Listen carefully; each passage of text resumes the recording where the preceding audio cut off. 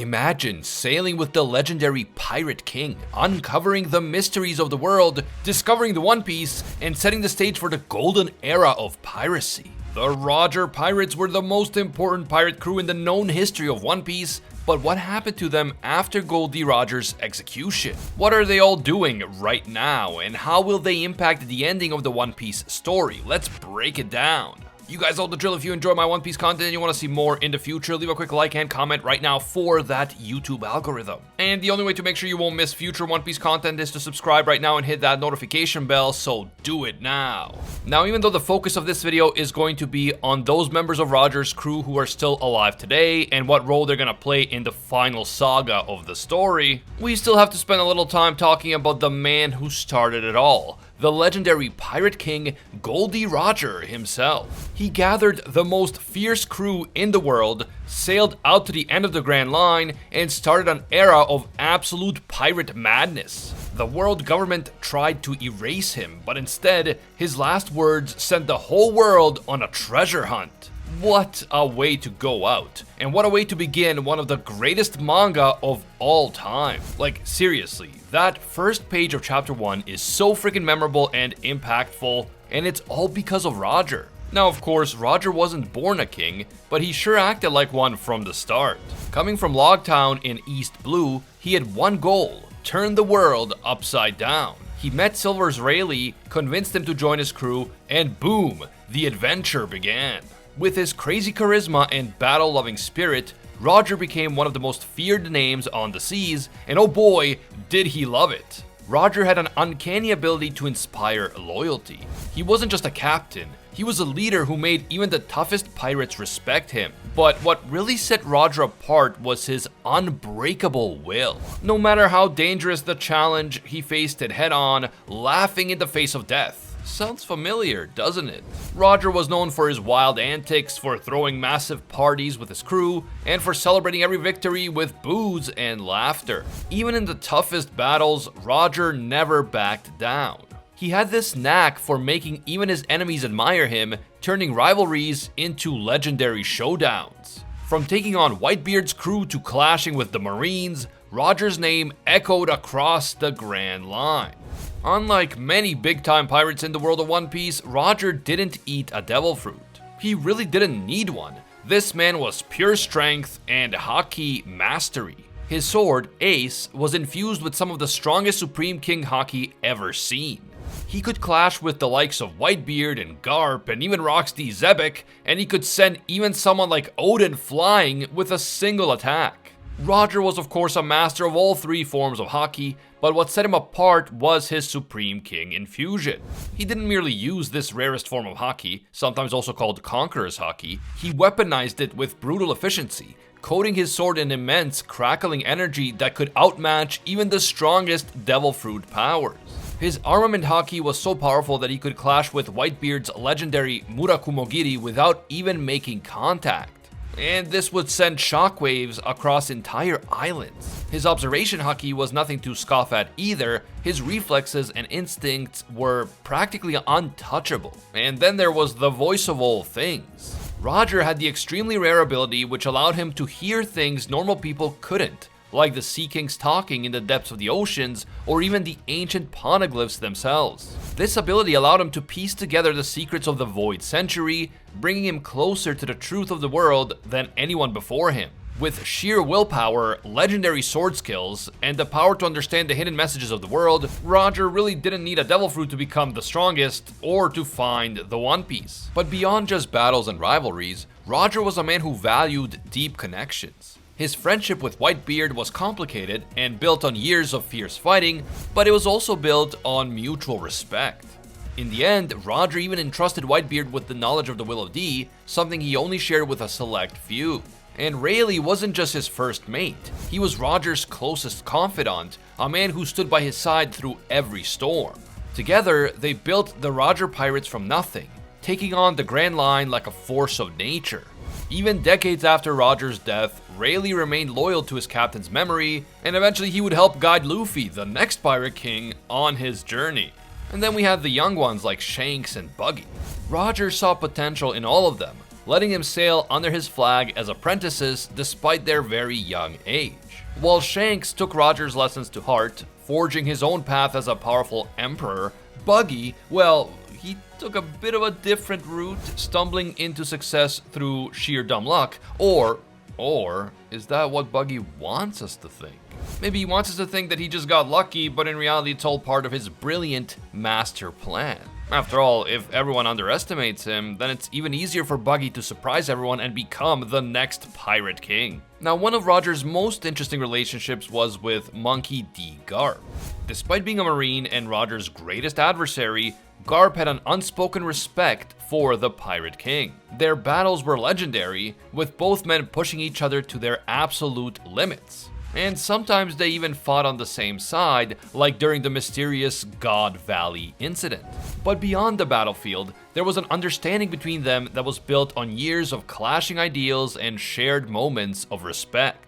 As we learned later, not only did Roger and Garp secretly work together to bring down the Rocks pirates on God Valley, but Roger even entrusted Garp with his most precious secret, his unborn child. Roger knew that Garp, despite being a Marine, was a man of honor who would protect Ace, not because of duty, but because Roger asked him as a fellow warrior. When Roger died, Garp didn't just lose an enemy, he lost a man he deeply respected, even if he never wanted to openly admit it.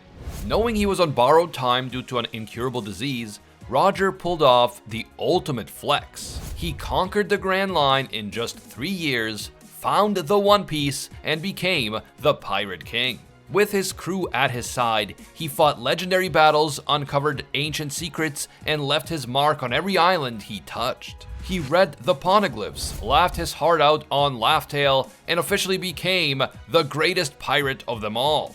After ensuring that his legacy would live on long after his death, he disbanded his crew and gave each of them the freedom to find their own paths. After parting ways with his crew, Roger took one last journey, this time alone. He visited Whitebeard, an old rival, and shared the secret of the mysterious D in their names. He laughed, drank, and talked about the future, knowing he wouldn't live to see it. And before surrendering, he entrusted his unborn child to Garp. Even at the very end, Roger wasn't thinking of himself. He was making sure that the next generation had a fighting chance. When the day of his execution came, the entire world watched as the Pirate King was paraded through the streets of Logtown. But he wasn't scared. He wasn't broken. No, Roger stood tall, flashing a grin like a man who had already won. And in his final moments, he didn't beg or curse. He challenged the world. My treasure. If you want it, I'll let you have it. Find it. I left everything in one piece. And with those legendary words, he set the world ablaze. The will of D and the ancient mystery Roger uncovered continued to be passed down long after his death. From Whitebeard's dying proclamation that the One Piece is real to Luffy's unbreakable spirit, Roger's influence lingers over every major event in the world of One Piece. His former crewmates watch over the new generation, waiting to see if someone can truly inherit the Pirate King's dream. And now, with Luffy and his crew getting closer and closer to the mysterious final island, the stage is set for all of the remaining Roger pirates to finally play their parts in the final war. Because, after all, the One Piece isn't just a treasure. It's a promise, a challenge, and a destiny waiting to be fulfilled.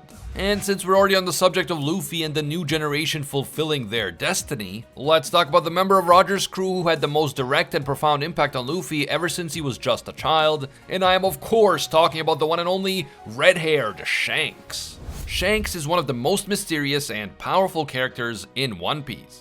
Despite being one of the 4 Emperors of the Sea, he rarely engages in direct combat, yet his reputation alone is enough to make even the most dangerous pirates and marines think twice before crossing him.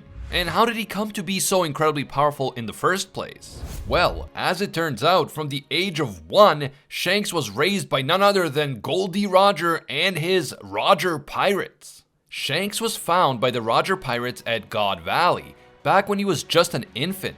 The Roger Pirates found him inside a treasure chest, and since they didn't want him to die on his own amid the chaos of God Valley, he was taken in by Roger and became a part of the crew. During his time on Roger's ship, Shanks formed a deep bond with Buggy, who would later become a warlord and even an emperor himself. The two of them were always bickering, but their adventures together shaped their future paths.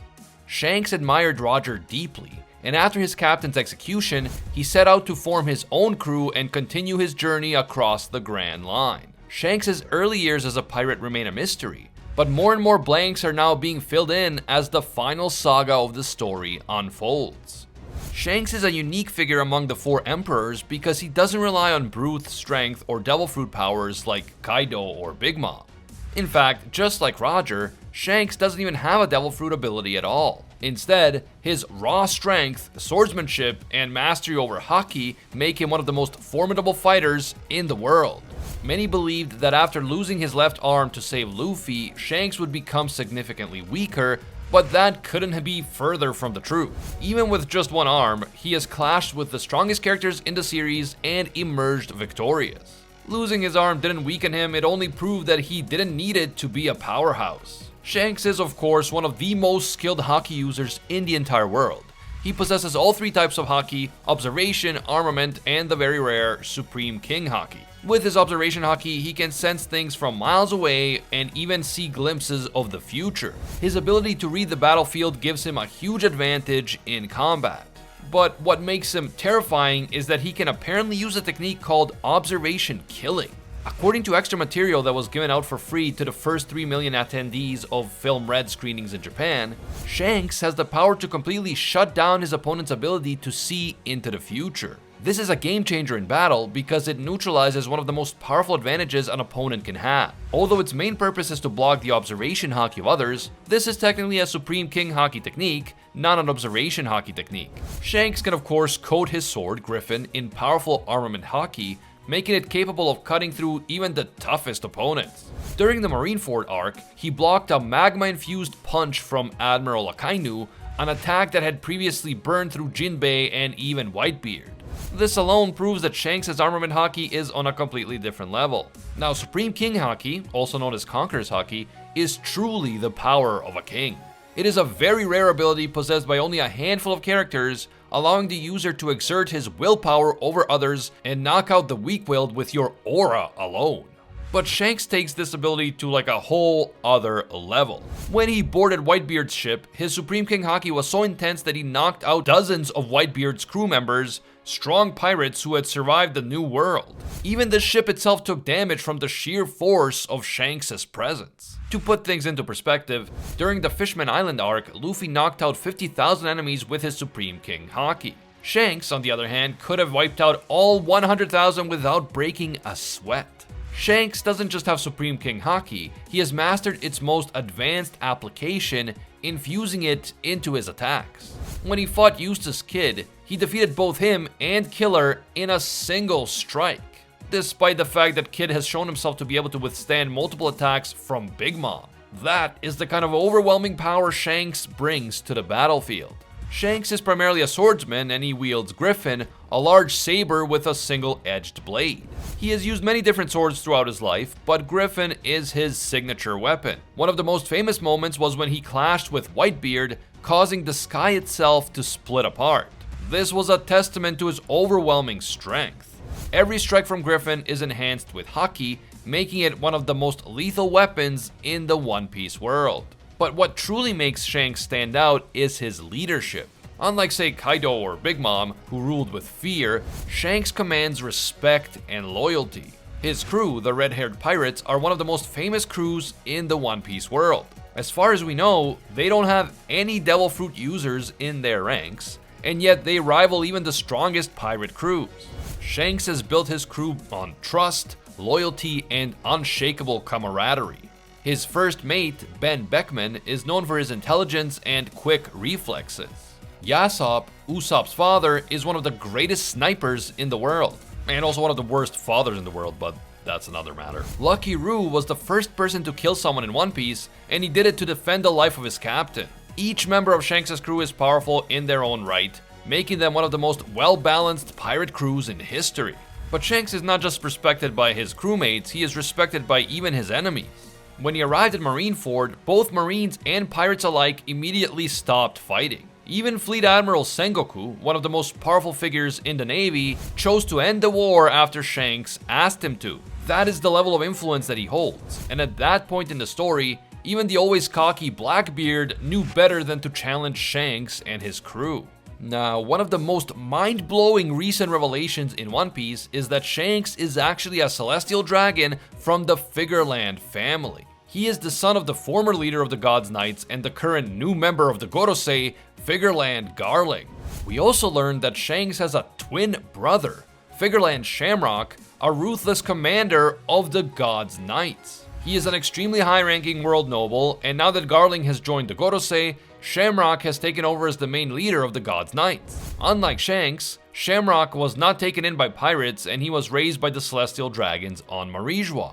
He remained loyal to the world government, and as a world noble he sees himself as superior to all those inferior life forms from the filthy lower world. He looks down on his estranged brother Shanks, believing that Shanks tainted his own pure and superior lineage by choosing the life of a pirate. The big reveal that Shanks is a member of the prestigious Figureland family, one of the most powerful celestial dragon families, has really changed our perspective of Shanks and his role in the final saga. We always knew that we would learn more about him eventually, but the truth about his lineage makes him such a wild card.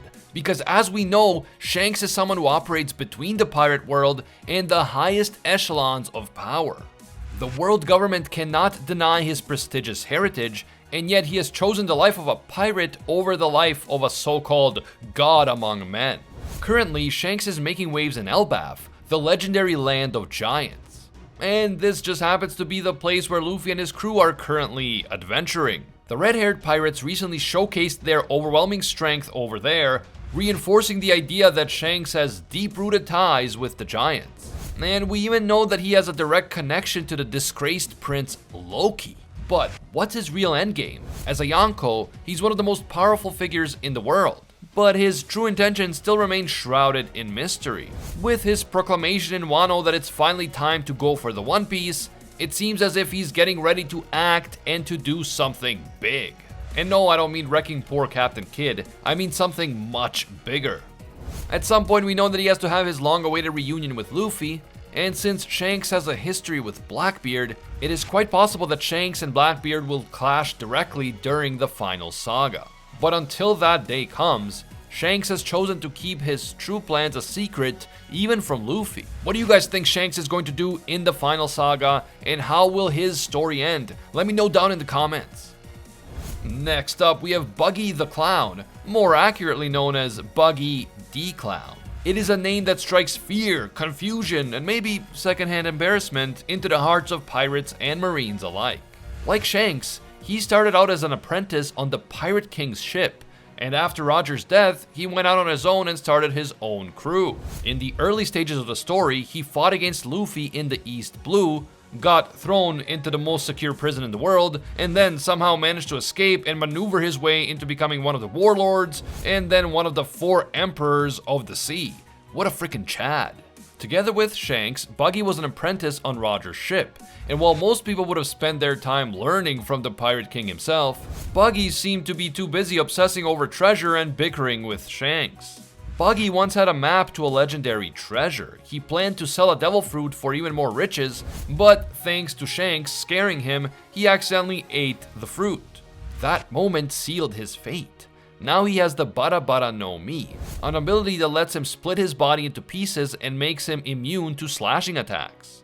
That said, this also led to a 3 decades long grudge against Shanks. When Roger was executed, Shanks went on to form the Red-Haired Pirates, but Buggy, he took a slightly different path. Instead of trying to live up to the legacy of Roger, he became a small-time pirate boss in the East Blue, terrorizing random villages with his flashy explosions and even more explosive ego, and this was just the beginning. But how strong is Buggy? He isn't known for overwhelming power like say Kaido, and he isn't a master of haki like Shanks.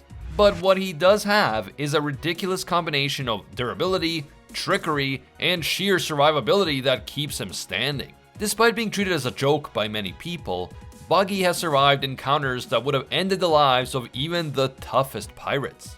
He took direct hits from his own buggy balls, and no, it's not what you're thinking. They're cannonballs powerful enough to obliterate entire buildings. And he still walked away without a scratch. He was literally sliced apart by Mihawk, one of the greatest swordsmen alive, and yet he didn't suffer any injuries, all thanks to his Bara Bara no Mi. His Devil Fruit also allows him to lift heavy objects effortlessly, and he has been seen hoisting both Luffy and Jinbei into the air at the same time. His Devil Fruit allows him to split his body into multiple pieces, which he can then control telekinetically. This means that he can attack from multiple angles at once, dodging strikes while also attacking at the same time. His control over his separated limbs also gives him an incredible range in battle. His signature attacks involve hurling daggers at his opponents or spinning his detached legs in midair to perform rapid, unpredictable kicks. And then there's his arsenal of explosive weaponry. Buggy has access to the infamous Buggy Balls. Again, they're cannonballs that can level entire towns in a single blast. Don't demonetize me, YouTube. But his deadliest weapon, the Muggy Balls, which are smaller, handheld explosives that pack the same amount of destruction into a compact size. What can I say? The man has a lot of balls. Buggy's journey should have ended when Luffy showed up in Orangetown and punched him straight into the sky, where he was left stranded, headless, and humiliated. But from that point on, it was just one misadventure after another. Let's see. He got shrunk to a miniature size, got stuck on an island with no food, somehow got caught and sent to Impel Down, the most secure prison in the world. It all sounds like the worst luck imaginable, right?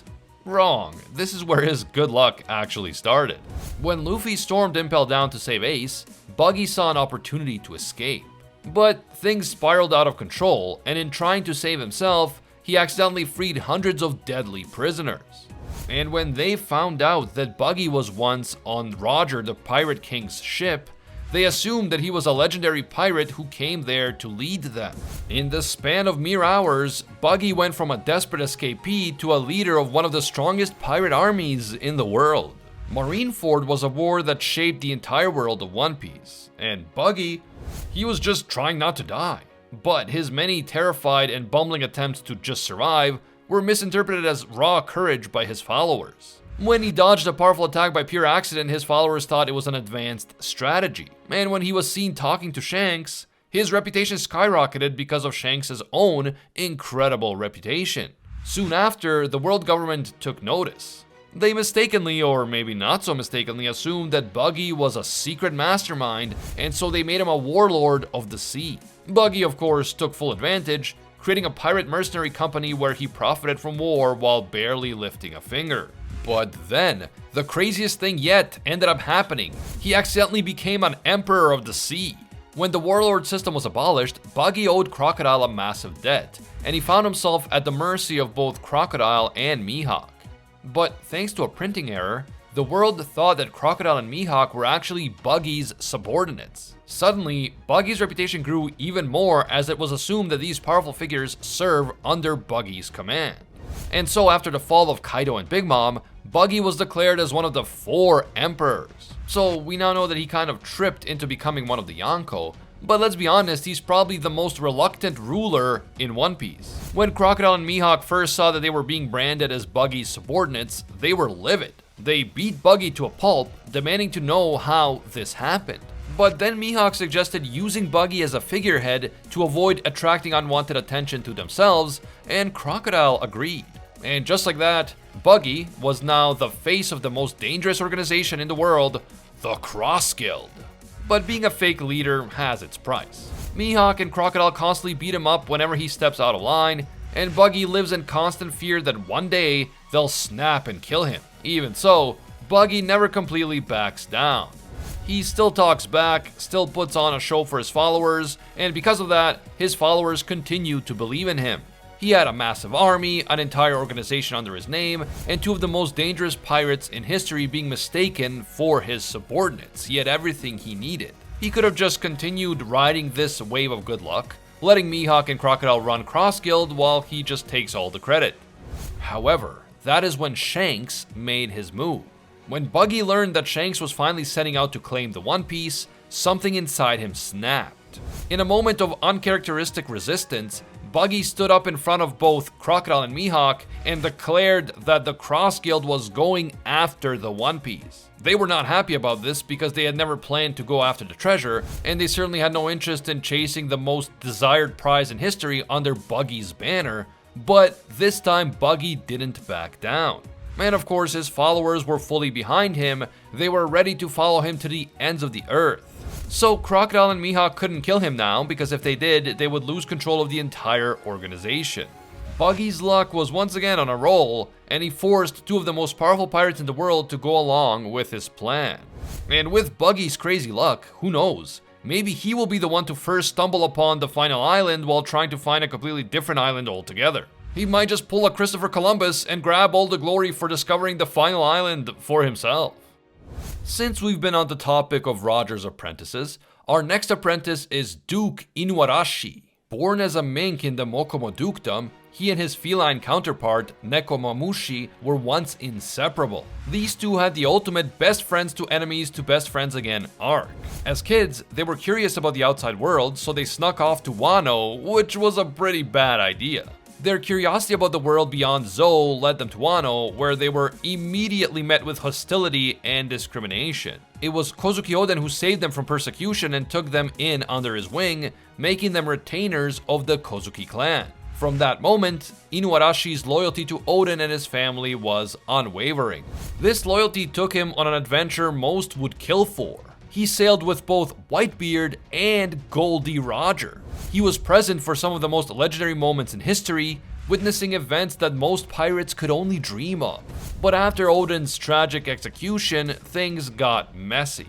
Inuarashi and Nekomamushi started blaming each other, and their once great friendship turned into a bitter rivalry. Their feud got so bad that they literally ruled Zou in separate shifts, Inuarashi by day and Nekomamushi by night. So, what makes Inuarashi so fearsome? First off, he's the strongest warrior on Zou.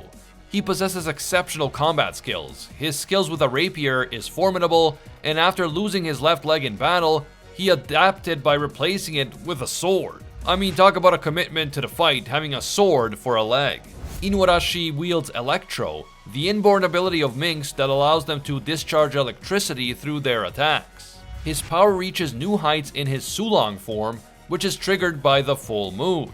In this state, his strength, speed, and agility are drastically enhanced, enabling him to overpower opponents like Jack, one of the Beast Pirate's strongest fighters. His use of armament haki allows him to harden his swords to cut through powerful enemies. And his observation haki sharpens his battle instincts, making him a formidable force on the battlefield.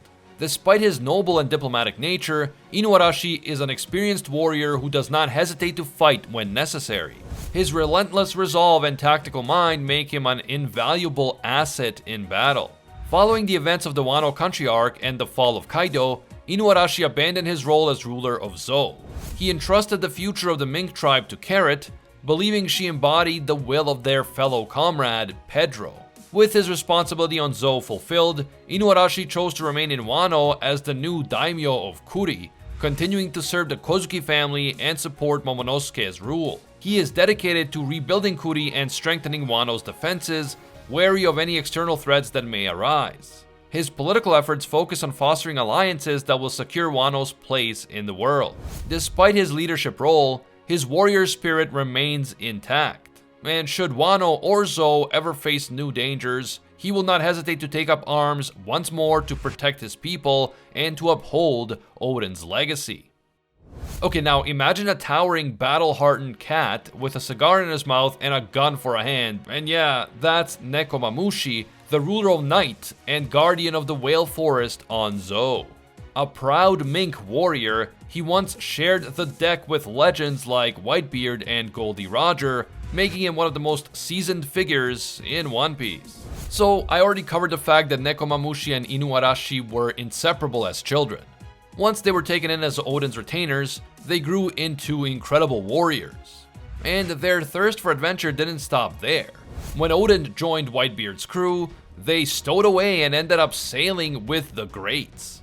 From the Whitebeard pirates to the Roger pirates, Nekomamushi witnessed history unfold right before his eyes. But when Roger set out for Laugh-Tale, he and Inuarashi chose to stay behind with Toki and her children, cementing their loyalty to the Kozuki family. Loyalty defines Nekomamushi. When Jack of the Beast Pirates invaded Zou searching for Raizo, the sly ruler fought relentlessly, holding his ground for days. Even after losing his arm to Jack's torture, he refused to betray his friend, proving his unwavering dedication. His strength was further demonstrated in Wano, where he entered his Sulong form to take down Charlotte Perospero and avenge Pedro's death. Nekomamushi is a powerhouse. His sheer physical strength allows him to toss around enemies like ragdolls, and his agility rivals the fastest fighters. As a mink, he wields Electro, channeling electricity through his claws. But his ultimate weapon is of course the Sulong form. Under the full moon, his power skyrockets, making him a near unstoppable force. And let's not forget that his missing hand now happens to be a double-barreled gun, because why not? After the war in Wano, Nekomamushi decided to pass the torch, naming Carrot the next leader of Zou. Just like Inuarashi, instead of returning to his homeland, Nekomamushi remained in Wano to protect Momonosuke. He recognized that the young shogun would need strong allies in the turbulent times ahead. With the world in chaos and new threats on the horizon, it's clear that Nekomamushi's battles are far from over. In a world full of legendary pirates, few inspire fear like Douglas Bullet. A warrior raised in bloodshed, his life has been a relentless pursuit of power. From his brutal childhood to his time with the Roger Pirates, Bullet shattered fleets and challenged fate itself, so let's see what makes him so dangerous. Some people are born into comfort, but Douglas Bullet, he was born into chaos. Raised in the war-torn Galsburg, he wasn't just a soldier, he was a child soldier. His entire life was battle after battle, and he quickly realized one thing: strength is everything. At only the age of 9, he was already the strongest among his comrades. And 5 years later, his comrades decided that he was too dangerous to keep around. So they betrayed him and tried to kill him. But Bullet wasn't one to be taken down so easily. Instead of dying, he annihilated his own country, like single-handedly. Then came Gol D Roger, the only man who ever defeated him. Bullet admired Roger's strength and joined the Roger Pirates. But unlike the others, he wasn't there for friendship.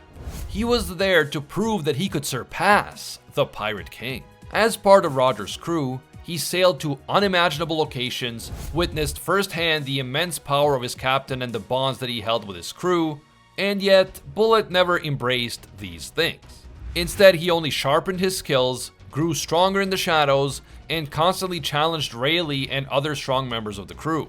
In the end, being on that ship clashed with Bullet's own beliefs. Following Roger's execution, Bullet went on a destructive rampage, leaving only devastation behind him.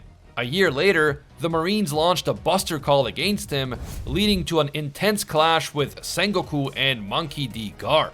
Bullet was captured and sent to Impel Down, where his hatred for both Marines and pirates only grew. For 21 years, he pushed his limits, reaching his peak by 43 before breaking free during Marshal D. Teach's infamous Level 6 escape. He eventually allied with Buena Festa, a man presumed dead, and together they uncovered an eternal pose leading to Laugh-Tale.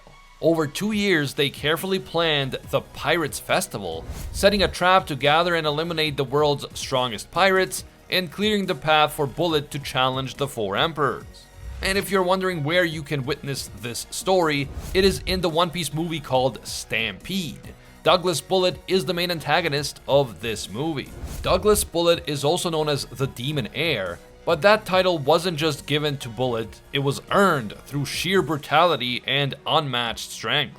From when he was just a child, his power grew at an unnatural rate, making him feared even by those who fought alongside him. But it was his time with the Roger Pirates that truly cemented his fearsome reputation. His battle prowess, relentless ambition, and the way he crushed entire fleets single-handedly earned him the title Demon Heir. This man isn't just strong, he's a walking calamity.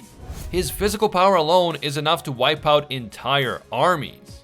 And we know how hard he trained. I mean, even Blackbeard refused to recruit him because he was too strong to control. But his physical strength isn't his only weapon. Bullet mastered Rokushiki, the Marine's combat technique, further sharpening his already overwhelming strength. His use of Soru lets him attack enemies before they even realize they've been hit, while his Geppo gives him unmatched aerial mobility. These abilities, combined with his sheer power, make him nearly unstoppable in close combat, allowing him to overwhelm enemies before they even realize what hit them. With his Gasha Gasha no Mi, Bullet doesn't just destroy, he reshapes the battlefield. He can deconstruct objects and fuse them into towering war machines, crafting powerful mechanical armor that amplifies his already monstrous strength. Whether it's assimilating battleships into his form or converting entire landscapes into weapons, his creativity with destruction knows no bounds. His awakening elevates this power to an even greater scale, allowing him to manipulate his surroundings as if they were mere building blocks. The ground itself twists and morphs at his will, transforming into colossal constructs that serve as both his armor and his weapon. His Supreme King Haki dwarfs that of most users, and his armament Haki is strong enough to fortify his mechanical constructs. When he fights, it's not just a battle, it's a devastation on an imaginable scale. During the Pirates Festival, Bullet wrecked 9 of the worst generation single-handedly. It took an all-out alliance of pirates, marines, and revolutionaries just to take him down. Eventually, Bullet was taken back into custody after being taken down by Luffy's King Kong Gatlin. But men like Bullet don't stay locked up forever. He doesn't care about anything except proving his own strength. Though locked away, rumors circulate about his continued training and the sharpening of his already monstrous abilities in secret. Given his history of jailbreaks, it's likely only a matter of time before another breakout occurs. With the world constantly shifting and new power struggles arising among the emperors and the marines, Bullet may just be waiting for the perfect moment to strike again. And with the final saga now upon us, what better time than the present? In the expansive world of One Piece, one of the most mysterious figures in Wano history didn't fight wars or wield supreme strength. She simply appeared from the past and then disappeared into the future. This is Kozuki Toki, the time-traveling enigma who defied fate itself. Born over 800 years ago, during the Void Century, her existence alone raises more questions than answers. Where exactly did she come from? What did she see there? And how is Toki and her time-skipping devil fruit connected to the world-changing events of the Void Century? After apparently hopping through time for literal centuries, Toki appeared about 30 years before the present timeline and found herself on an island. This is where fate led her straight into the path of a certain legendary outlaw, Kozuki Oden. Though Toki wasn't a warrior, she did carry a katana. When she encountered Karma and his gang, she drew her blade, not necessarily to fight, but as a means of defense. However, her true escape route was always her devil fruit powers, making combat a last resort rather than a skill she honed. Unlike her future husband Oden, she didn't wield her sword to change the world, she wielded time itself. Toki's devil fruit, the Toki Toki no Mi, allowed her to send herself or others forward in time. Think of it as a one-way ticket to the future, no returns, no takebacks. This sounds pretty overpowered, but there is a catch. Toki can't ever go back. Once she jumps through time, that's it. That means that if she left the past behind, she can never return. And I feel like that could be pretty frustrating. Imagine going to the future a few years, seeing the solutions to all of your past problems, but you can't go back and correct the mistakes you made. When she first encountered Oden, Toki had no idea she was about to be swept into a grand adventure across the seas. Rescued from human traffickers, she joined Oden as he set sail with the Whitebeard pirates. Toki spent years aboard the Moby Dick, witnessing legendary battles and forging bonds with some of the fiercest warriors of the seas. She saw Oden's unwavering resolve, Whitebeard's unshakable code of family, and the grand chaos that was pirate life. While she wasn't known to engage in combat herself, she became a beloved figure among the crew. But the most important moment of her voyage came when the Pirate King himself entered the picture. She sailed with the Pirate King's crew for a while, despite being ill. But when Gol D sought Oden's help in reaching Laugh Tale, Toki made one of the most important decisions. Instead of following her husband to the end of the world, she chose to stay behind in Wano, ensuring the safety of their children and protecting Oden's legacy. With Oden gone and Kaido setting fire to Oden Castle, Toki made her last stand not with a sword, but with a prophecy. It was a prophecy that would shake the foundation of Wano for decades to come. Like the moon, you are ignorant of the dawn. If there is one ardent wish that must be fulfilled, it will be when 9 shadows are cast woven together through 20 years of moonlit nights. Only then shall you understand the radiance of dawn. And just like that, Toki was struck down, leaving behind a prophecy that would haunt Orochi's nightmares and fuel the flames of revolution. Her death created a spark that would burn down all of Orochi's dreams 20 years later, and eventually he himself would burn.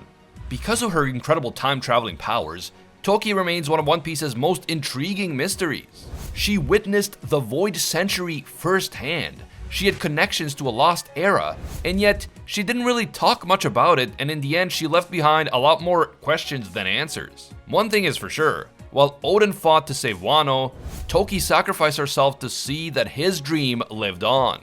And in the end, her faith was rewarded because 20 years later, the dawn has arrived and Wano was liberated by the sun god Nika. Our next pirate is pure charisma, and Toki can definitely attest to this man's riz. Throw in a little bit of absurd strength, reckless love for adventure, and you know who we're talking about. It is the man who was born to boil, Kozuki Oden. A man who could cut a mountain-sized boar in half before breakfast and dance naked in the streets of Wano with zero shame. This is the wildest samurai who has ever lived. From the moment he was born, Oden was a menace. At the age of 4, he threw boulders at bears for fun. By 6, he was a regular at the red light district for some reason. At 9, he single-handedly fought Wano's Yakuza, and by 15, he had his own personal harem of women who followed him to the mountains. I mean, he did initially kidnap them, but then even when they were free to leave, they chose to stay with him. But despite his wild antics, Oden had a heart of gold. He used his brute strength to help rebuild Wano. And when Kuri was overrun by outlaws, Oden marched in, took down every single bandit, and turned the lawless wasteland into a thriving home. This was a man who lived on his own terms, but he never left his people behind. Even as a young man, Oden longed for adventure. He tried to set sail from the isolationist Wano an astonishing 38 times, failing each time due to Wano's strict isolationist policies.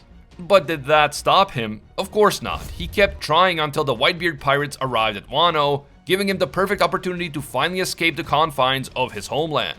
But before we talk about his time with Whitebeard and Roger, we have to get one thing straight.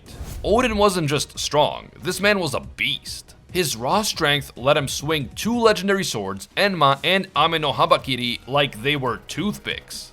He mastered all 3 types of haki to a monstrous degree, and even the indestructible Kaido was permanently scarred by Oden. Oden's Supreme King haki was strong enough to clash with Whitebeard, creating massive shockwaves that split the sky. His advanced armament haki, known as Ryo in Wano, allowed him to emit haki from his blades without even making contact, which supercharged his sword attacks. He demonstrated this when he became the first man to ever wound Kaido, leaving him with a permanent scar. His observation haki, though not as widely showcased, was also very powerful. He was able to anticipate the attack of some of the strongest opponents in the world and understand the battle around him with precision. His haki, combined with his unparalleled swordsmanship, made him one of the strongest samurai to ever live. Oden developed his own signature fighting style, Oden Two-Sword style, which allowed him to unleash devastatingly powerful strikes. His skill was so refined that he could cleanly cut through massive enemies and structures with precision. Oden also possessed the rare ability to hear the voice of all things, allowing him to perceive hidden messages and communicate with creatures like the Sea Kings. His knowledge of the poneglyphs was unparalleled, a skill inherited from the Kozuki clan, the original creators of the poneglyphs. Because of this knowledge, Oden was instrumental in enabling Roger to reach Laugh Tale in the first place. Physically, Oden was a titan.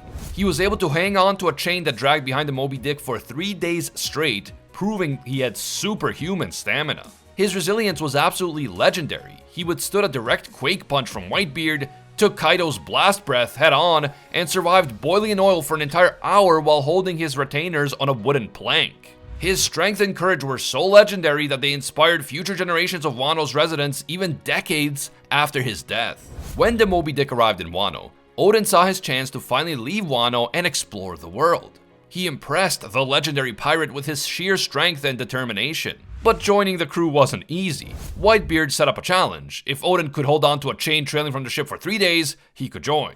Of course, Oden being Oden, he did exactly that, until in the last few minutes of the challenge, he let go to save a woman from kidnappers. And that woman would end up being his future wife, Toki. This act of heroism earned him Whitebeard's respect, and just like that, Oden became a pirate and a member of one of the world's most powerful pirate crews. Oden quickly rose to the position of 2nd Division Commander. He traveled to countless islands, fought dangerous enemies, and experienced the outside world in all its glory. But then came another legendary encounter, the moment when Gol D Roger himself crossed paths with the Whitebeard pirates. Roger and Whitebeard clashed in a great battle, but during the fight, Roger took notice of Oden. Roger was trying to reach Laugh-Tale, and he needed Oden's ability to read the poneglyphs. Whitebeard had no interest in finding the One Piece, and he didn't want to let go someone he considered to be a brother. But ultimately, he let Oden make the choice. And Oden, being drawn to yet another grand adventure, agreed to sail with Roger. His journey with the Roger Pirates was nothing short of legendary. He saw the world's mysteries firsthand, from the floating islands in Skypiea to the depths of Fishman Island. He was there when Roger reached the final island, Laugh-Tale, and discovered the One Piece. And when Roger disbanded his crew, Oden finally returned home, ready to fulfill his true mission, opening Wano's borders to the world. But Oden didn't just attract chaos, he also attracted loyalty. His retainers, the 9 Scabbards, followed him like he was a rock star, and they were willing to fight to the death for him. Each of them had a different story, but they all shared a deep, unwavering faith in Oden. He wasn't just their master, he was their beacon of hope. He took them in, trained them, and gave them a cause greater than themselves. When Oden was executed, his final act was to ensure his retainers' survival, entrusting them with the mission to open Wano's borders. Even 20 years later, they remained dedicated to fulfilling his dying wish. Well, there was that one guy, but we won't talk about him now. But even though he had many friends, Oden also had enemies, including Kurozumi Orochi, a snake disguised as a shogun, and of course the overpowered Kaido. Both Kaido, aka the strongest creature, and Orochi saw Oden as a threat. They knew that as long as Oden lived, Wano had a chance of fighting back against their attempt to take over and control everything. Using deceit and trickery, they lured Oden into an impossible situation. Oden, refusing to abandon his retainers or the people of Wano, took on the cruelest punishment. Even after enduring an hour in boiling oil, Oden was not granted mercy. Instead, he was shamelessly executed by Kaido in an act of sheer brutality. But Oden's final moment ironically became a legendary tale that ensured his enduring legacy and influence on Wano. Despite everything he went through, Oden died as he lived, laughing. And because of this, his death was only the beginning of his legend. His glorious sacrifice ignited the fire of rebellion in Wano, and 20 years later his son Momonosuke and his retainers would rise to finish what Oden started. His dream to open Wano's borders lives on, and his legacy remains unshaken. Even Kaido himself admitted that there will never be another samurai like Oden. Now, of course, we know that all the Roger pirates were legendary, but there are some lesser known members of the crew that we don't know very much about. That doesn't mean that these guys weren't amazing, it just means that our knowledge of their deeds is still incomplete. But since this is a crew that conquered the Grand Line and discovered the One Piece, we have to take some time to talk about even the lesser known members of the Roger pirates. Yamon, a mysterious figure from Roger's crew, was a man of few known traits. He carried a spear, and he was presumably greatly skilled with this weapon. He sat among legends, traveling to places most pirates could only dream of. And after the Roger pirates disbanded, Yamon disappeared without a trace. Did he retire? Did he continue sailing? Only Oda knows his fate. For now. Tall, slim, and always armed with a rifle and claws, Jackson Banner was another one of the lesser-known Roger pirates. He laughed alongside Roger and his crewmates when they found Joy Boy's treasure. Before that, he was present at the historic battle against the Whitebeard pirates, exchanging blows with their strongest warriors. And he clearly got some spoilers from Oda at some point, because if you look at this man's hair, you see that he's clearly channeling Gear 5 Nika. But when the crew split, so did he. No one knows where he went or if he still roams the seas. Rowing was there when the Roger Pirates planned their final voyage. A short, rotund man with a jagged mouth, he sat alongside legends, listening to their final decisions. He witnessed their captain bid farewell to his crew and stood among the many who cried at their captain's departure.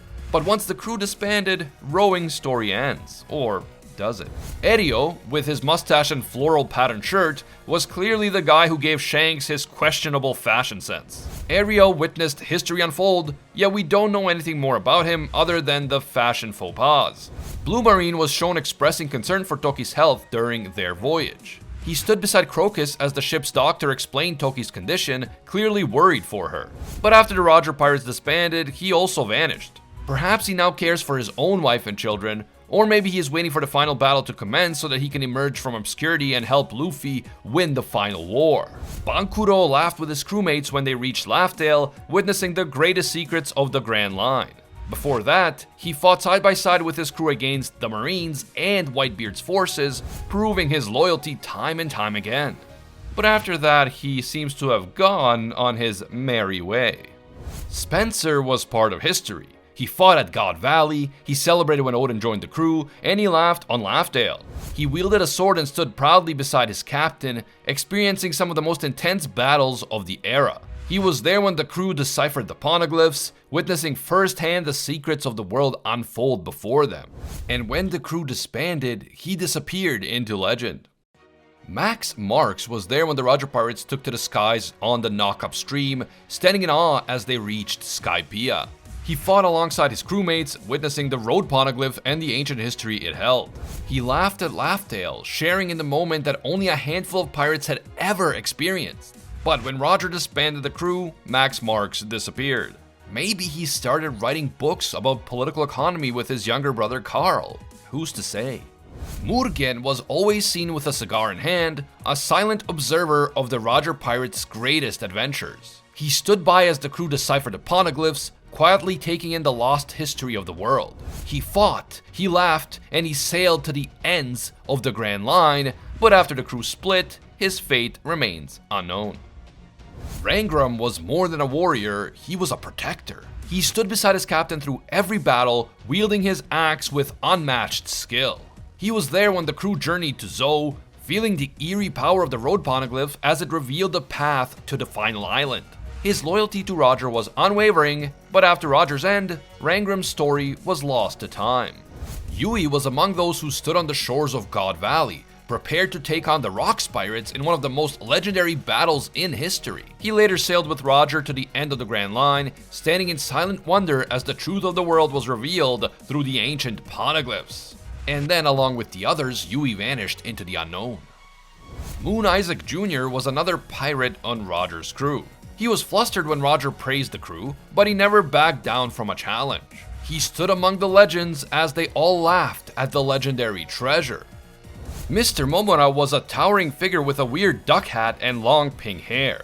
He exchanged gifts with the Whitebeard pirates, marveled at the golden bell of Skypiea, and partied at the depths of Fishman Island. He was there when the secrets of the poneglyphs were uncovered, and when Roger disbanded the crew, Mr. Momura ducked away into the unknown. Don Kino was a pirate who never stopped smiling. Whether he was fighting beside his captain or raising a toast at one of the crew's many celebrations, he embraced life on the seas. After saying goodbye to his captain and comrades, he smiled off into the sunset. CB Gallant was a warrior through and through. He was cautious when Oden first joined the crew, but grew to respect his strength. He stood against the Marines, the Golden Lion Pirates, and even legendary figures like Whitebeard. He also saw firsthand the map to the greatest treasure in the world. But you know the drill by now, his fate is currently unknown. Ganryu was more than just muscle, he had an instinct for danger. He noticed when Oden sensed something strange on Zou and offered to take his place. He reveled in the crew's biggest victories, clashing with Marines, pirates, and beasts alike. And as we know, Ganyu's fate became one of the many that was lost to the sea. A Viking-like warrior with a broken horn on his helmet, Millet Pine was always ready for battle. He wielded a spiked iron mace with deadly precision, standing among the strongest of the Roger pirates. He fought in legendary battles, clashing with powerful enemies like the Whitebeard pirates and the Marines. He reached the final island with his captain, and then he vanished. Dressed like a noble from another era, Peter Moo was an enigma among the Roger pirates. He held a rifle ready for battle, but he was also a man of refinement, often speaking in a manner far removed from the typical rough-and-tumble pirate talk. He stood among legends, deciphering ancient texts of the poneglyphs and seeing history unfold before his eyes. Peter Moo had a fascination with the world's mysteries, and it was said that he kept detailed notes of everything they learned. I wonder if his knowledge, either through him personally or through his notebooks, will pop up again in the final saga.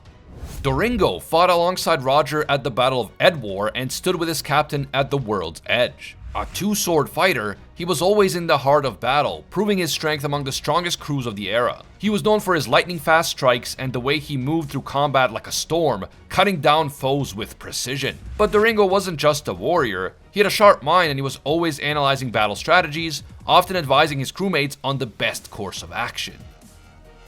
Taro was young, but he carried the spirit of a seasoned warrior. With his name boldly printed on his shirt, he stood proudly beside the greatest crew in history. He fought in the battle against the Golden Lion pirates, where he proved that he could hold his own in a fight against some of the most fearsome opponents on the seas. He was present when Roger named the final island and understood the significance of what they had all achieved.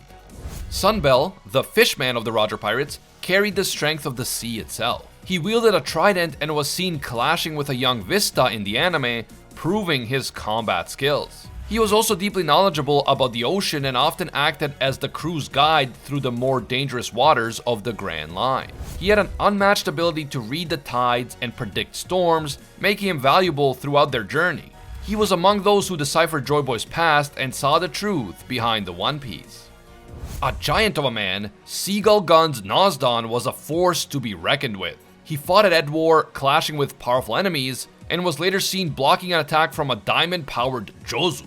Nosdon was not only strong but also highly disciplined, often acting as a protector for the younger or less experienced crew members. Despite his immense size, he was incredibly fast in battle, moving with surprising agility. And he is the last of Roger's crew who just vanished from history after the Roger pirates disbanded. These pirates stood at the height of the pirate era, and yet when Roger's journey ended, so did their time in the spotlight. But for the rest of this video, we will talk about several extremely important members of Roger's crew who have played a role in the present timeline of the story. These are individuals who have directly interacted with Luffy and his crew, and who are likely to play a significant role in the final saga. Pirate legends are often about those who command massive fleets, but some of the most vital figures stay in the shadows. Crocus, the Grand Line's quiet gatekeeper, is one such unsung hero. Known as the grumpy old man caring for a whale, his past is far greater than any of us realized at first. During the peak of Roger's power, Crocus served as the doctor of the Roger pirates, and he played a crucial role in Gol D. Roger's final voyage. So let's uncover the story of Crocus. Most people know Crocus as the eccentric old man who tends to a massive whale at the entrance to the Grand Line. Initially, Crocus was just an ordinary lighthouse keeper at Twin Cape, guiding lost ships and tending to the Grand Line's entrance. But his peaceful life took a turn when a young whale named Laboon showed up, following a group of pirates known as the Rumbar Pirates. Crocus took it upon himself to watch over Laboon, waiting for his crew to return. What he didn't expect was that this promise would stretch on for many decades.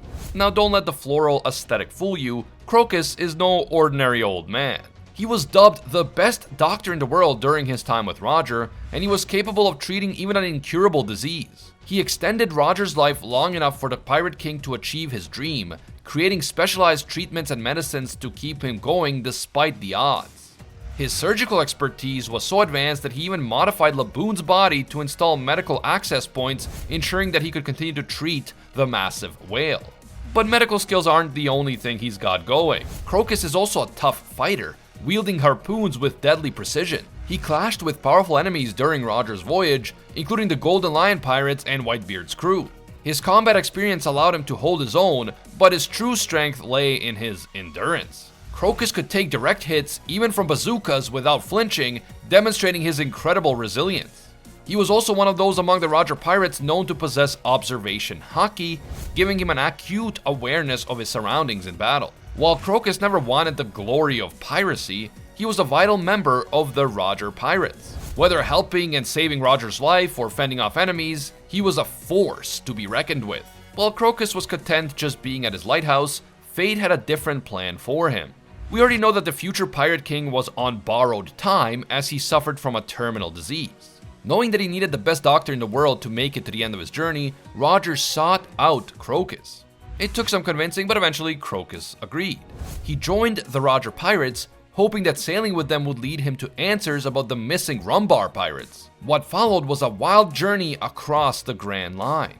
While witnessing historic fights and sailing with legends, his skills as a doctor were unmatched. He mixed medicine with sheer resilience as he extended Roger's life countless times. Despite the fact that he was still a combatant when needed, Crocus never lost sight of his main duty.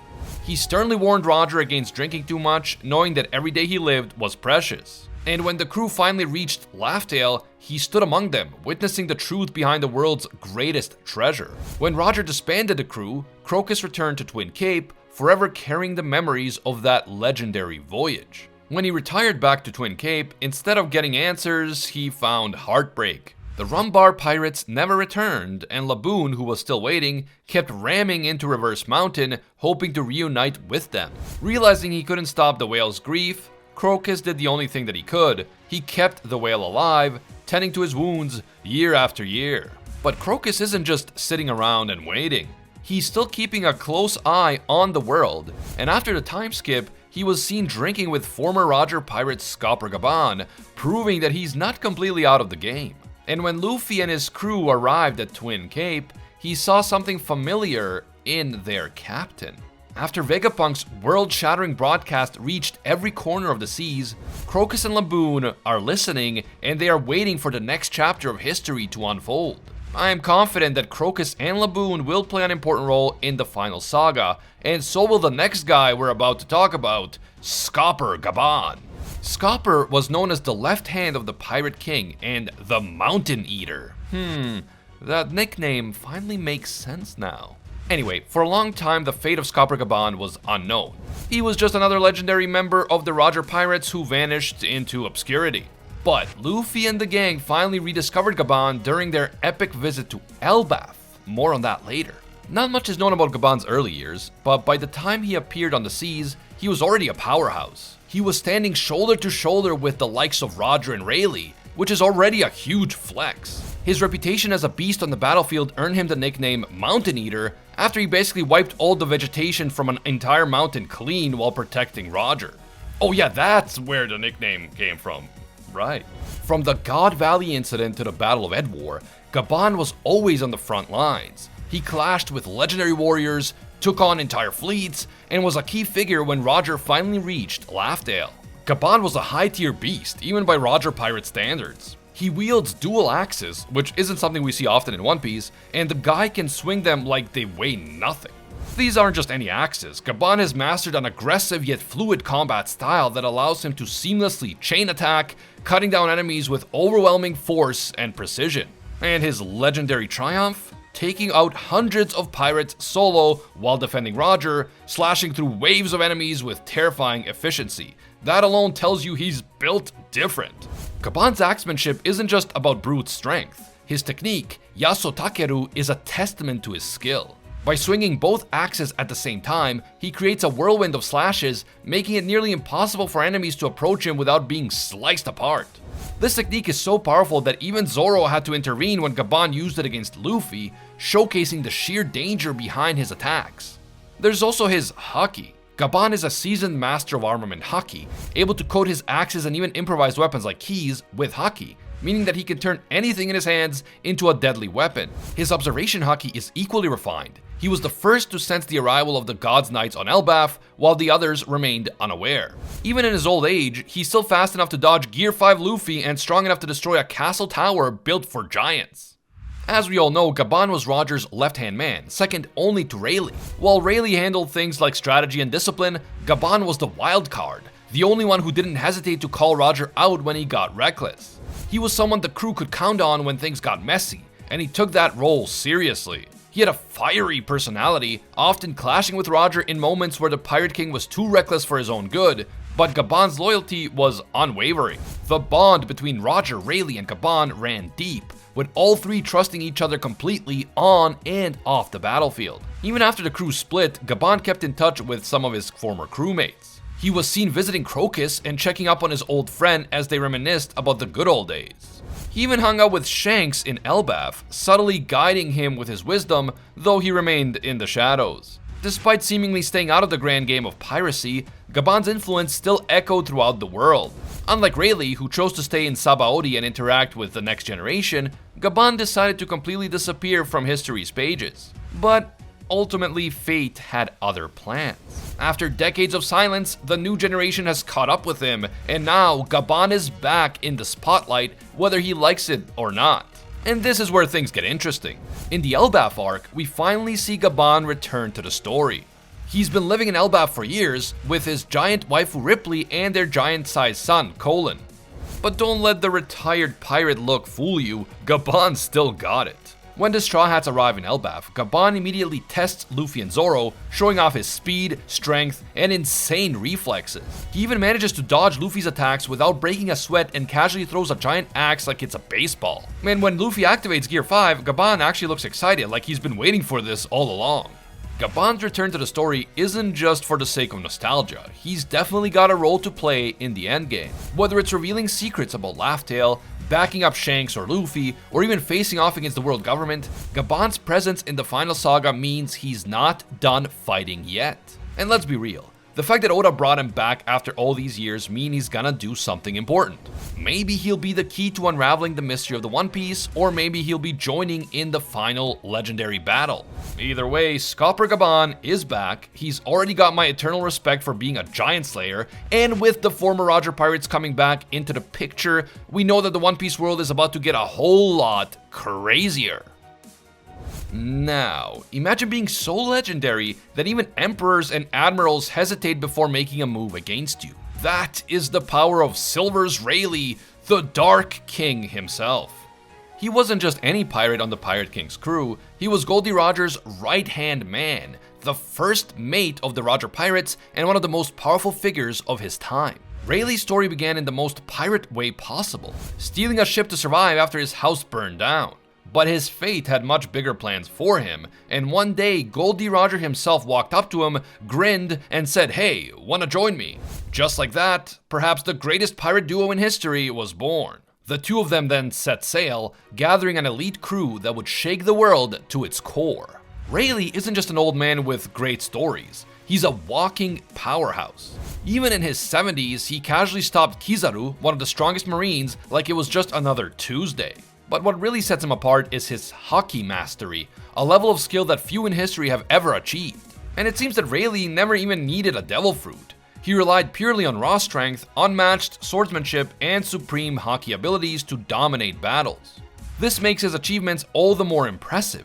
Without any supernatural devil fruit powers, he still stood on equal ground with the strongest pirates and marines of all time. If anything, it proves that in the hands of a true master, Haki can surpass even the most powerful devil fruits. His Supreme King Haki is so intense that even his presence alone can set shivers down the spines of his rivals.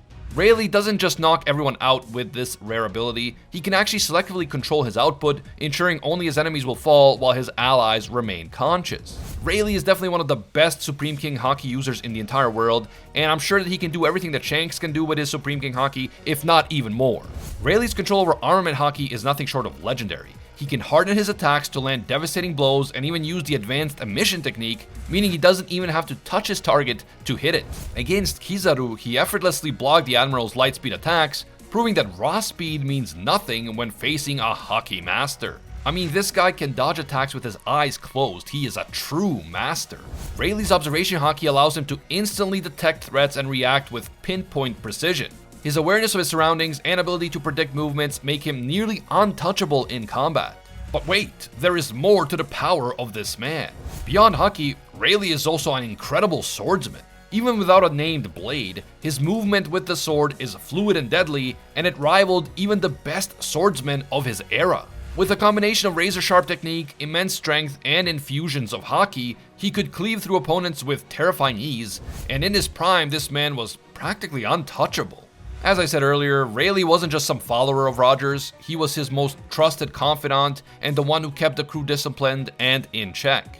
As the Roger pirates roamed the Grand Line, battling formidable enemies like the Whitebeard pirates and clashing with the Marines, Rayleigh's reputation grew alongside Roger's. During their adventures, he proved himself not just in battle, but also as a strategist. When the crew navigated dangerous territories or faced overwhelming odds, it was often Rayleigh's quick thinking that saved them.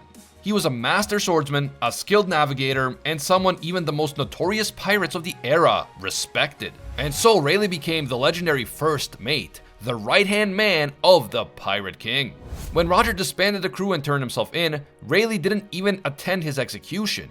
Not because he didn't care, but because he knew Roger's legacy wouldn't end there. Instead, he toasted his captain from afar, acknowledging the beginning of a new age. He understood that Roger's final words would set the world ablaze, inspiring a new generation of pirates to chase the One Piece. Rather than mourn, Rayleigh embraced the inevitable, disappearing into the world and taking on a quieter role, at least for the time being. But even in retirement, the legend of the Dark King continued to grow, whispered among those who knew just how powerful and influential he truly was. Rayleigh could have spent his retirement sipping drinks and enjoying some private time with his wife Shaki, but instead he became the man who trained Monkey D. Luffy.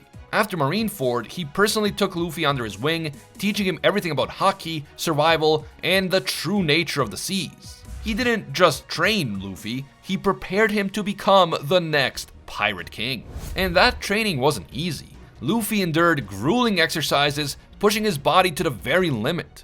Whether it was dodging attacks while blindfolded, learning to sense emotions through observation haki, or refining his armament haki to break through even the toughest defenses, every lesson was designed to make Luffy both strong and supremely adaptable. One of Rayleigh's most intense lessons involved advanced armament haki, teaching Luffy how to project his energy beyond his own body to strike without direct contact. This ability would later become a crucial part of Luffy's arsenal, helping him overcome some of the toughest foes. Rayleigh also introduced him to Supreme King Haki Infusion, something only the strongest warriors in the world can achieve. He also shaped Luffy's mindset by making Luffy understand that raw power wasn't enough, and that strategy and patience were just as important. And even though their time together ended after the 2-year time skip, Rayleigh's influence continues to be seen in every major battle Luffy fights. Every time Luffy uses advanced haki or flexes on an admiral, you can bet Rayleigh is somewhere smiling, knowing that his student is on the path to greatness. And without Rayleigh's training, it's hard to imagine that Luffy could ever have been able to unlock Gear 5, so Rayleigh's influence on Luffy and his progress is immense. Rayleigh is still out there, lurking in the shadows of the New World and watching the latest epic events unfold. He recently stepped in to scare off Blackbeard at Amazon Lily, proving that his reputation alone is enough to shake even the strongest pirates. Even now, as the seas grow more chaotic, his name still commands respect and fear.